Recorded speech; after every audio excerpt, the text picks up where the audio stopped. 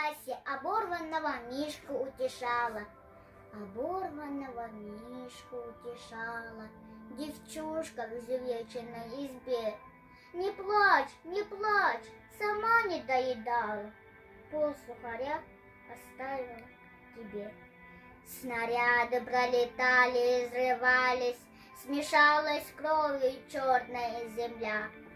Была семья, был дом, теперь расстались, совсем одни на свете, ты и я. А за деревней рощица дымилась, поражена чудовищным огнем, и смерть вокруг летала злою птицей, бедой нежданной приходила в дом. Ты слышишь, Миш, я сильная, не плачу, и мне дадут на фронте автомат.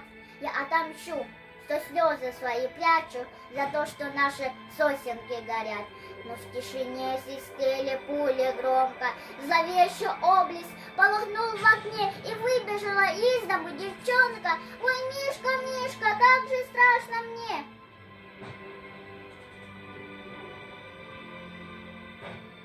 Молчание, ни голоса не слышно, победу нынче празднует страна.